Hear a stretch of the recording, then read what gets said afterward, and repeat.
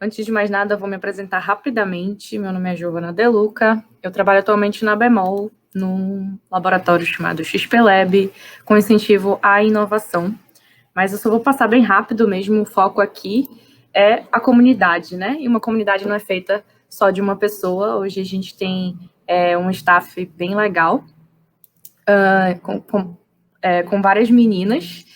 E a comunidade ela é bem maior do que isso, né? A gente se propôs a tomar as dores de uma organização, de uma comunidade, mas a gente tem um grupo no Telegram que é onde a gente comporta a maior parte das meninas para, enfim, fazer os eventos. Mas aqui temos a Alice e a Rafaela, duas Letícias, né? A Letícia Magalhães e a Letícia Passos, a Juliane e a Nicole, que, enfim, desde o início, ou a partir do momento que entraram, tiveram ali assiduamente na comunidade. E algumas pessoas devem estar se perguntando por que esse nome diferente, o que é essa comunidade. E esse aqui é o logo internacional, né? O PyLadies, ele surgiu em 2007, lá em Los Angeles. Como assim, né? Então, isso é uma forma da gente entender que o problema ele não é em Manaus, o problema ele não é no Amazonas, nem no Brasil. Ele é no mundo inteiro.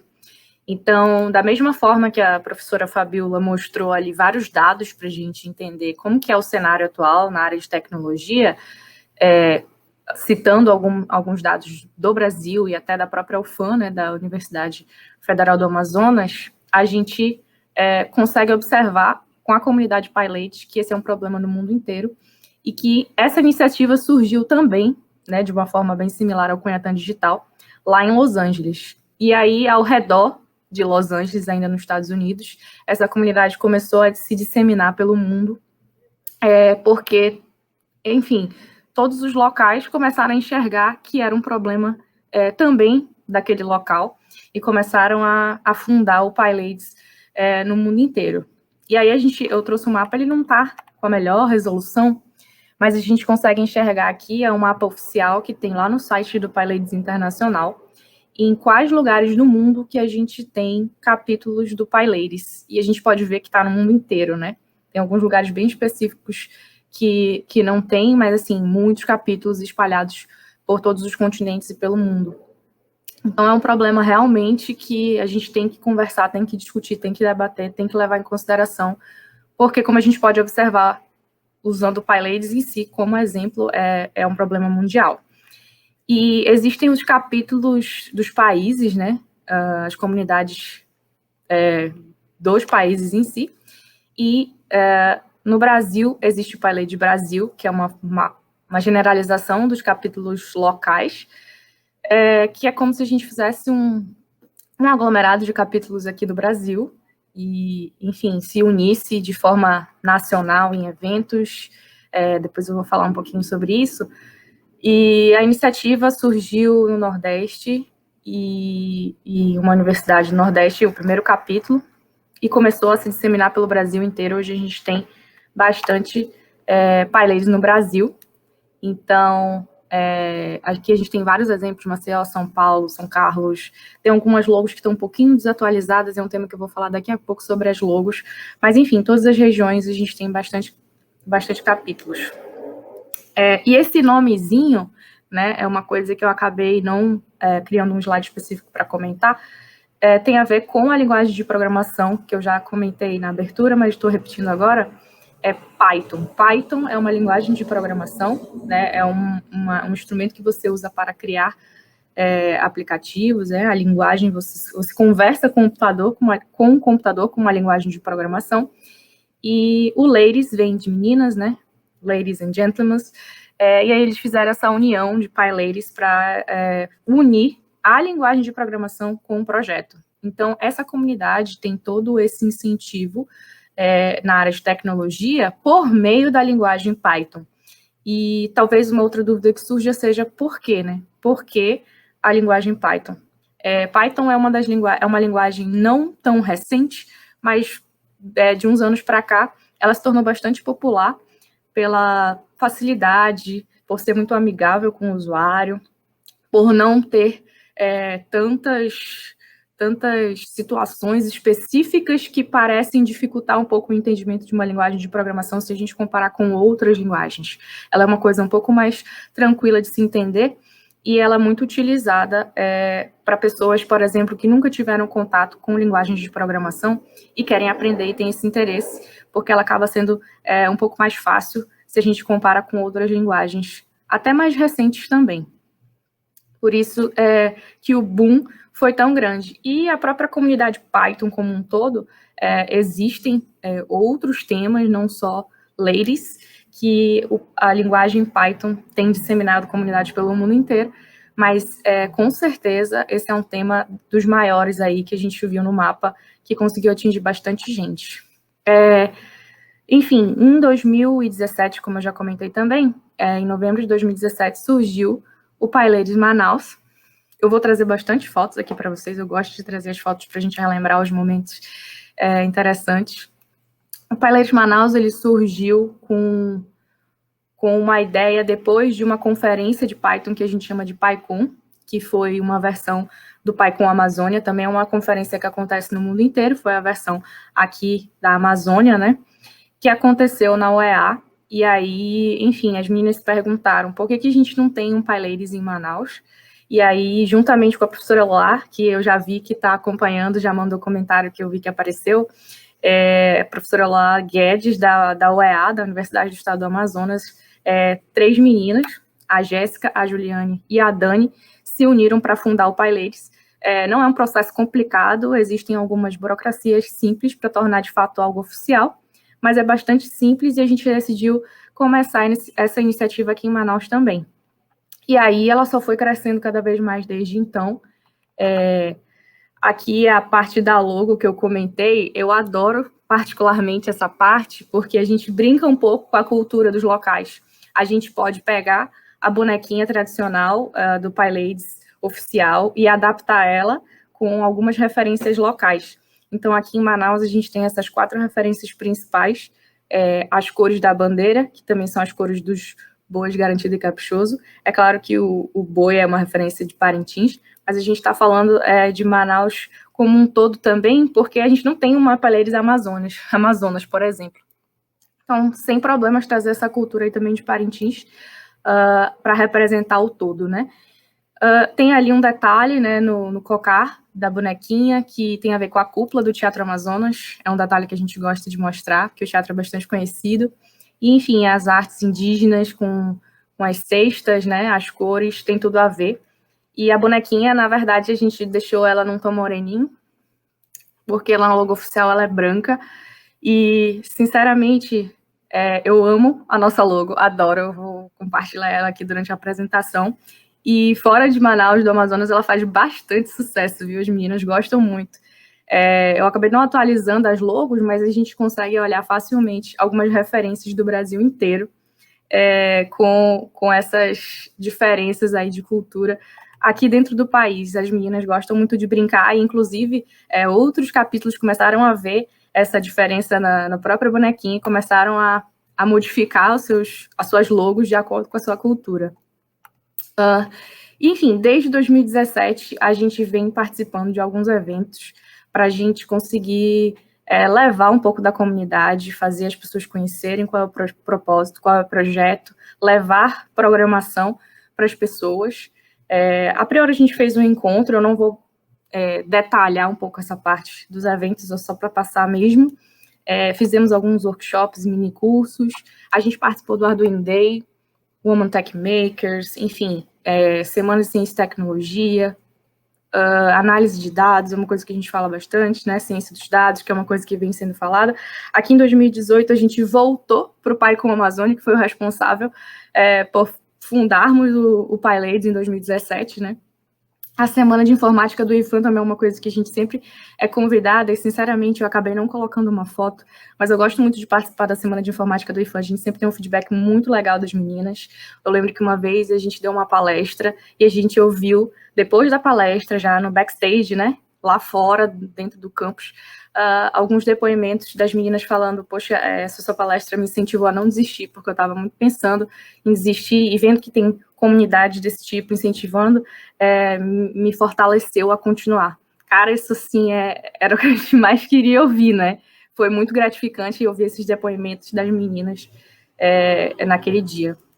A gente também participou da primeira Feira do Polo, enfim, algumas coisas eu vou passar, porque eu vou falar um pouquinho depois. Recepção dos calouros do Nucomp, né? Lá da UEA. A gente não tem um vínculo com alguma universidade, como é o caso do Cunhatã, que nasceu dentro da UFAM, que é do Instituto de Computação. A gente tem um vínculo com a Python Software Foundation, que é a comunidade master ali, o órgão que comanda as comunidades de Python. Então, a gente, assim, não tem esse vínculo só para não fazer uma certa confusão que as pessoas às vezes fazem, mas isso não significa absolutamente nada, né? Ambas as comunidades, elas estão sempre abertas a receber as meninas e os meninos que quiserem entender um pouco do assunto e debater. Aqui é uma foto do primeira Feira do Polo Digital. Para mim foi muito gratificante participar desse evento, porque ele é um mega evento. E eu já trago uma outra informação que eu acabei não comentando sobre o fato do PyLady ser gratuito, ser voluntário. Completamente voluntário, a gente não ganha nada em troca, a gente não recebe nada da Python Software Foundation ou de algo relacionado à linguagem. E nos nossos eventos, seguindo as regras da Python Software Foundation, a gente também não pode cobrar ingressos. Então, a gente faz tudo de forma gratuita, seja uma roda de conversa, seja um meetup, seja um evento grande, a gente não pode envolver essa parte monetária, né? E voltando aqui para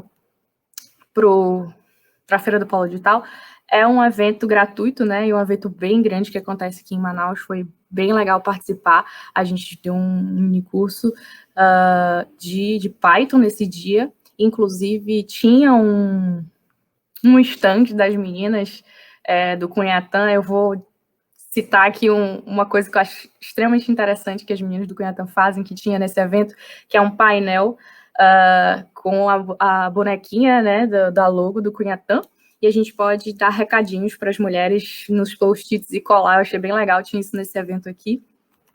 Aqui a gente tem outros eventos, só para mostrar que, na verdade, a gente também tem projetos um pouco fora desse nicho de ir fazer mini-cursos em eventos, né? O Arduino é um dispositivo, né, que a gente pode, mais voltado para a área de robótica, que ele tem também algum link com a linguagem Python, a gente pode programar o Arduino utilizando Python.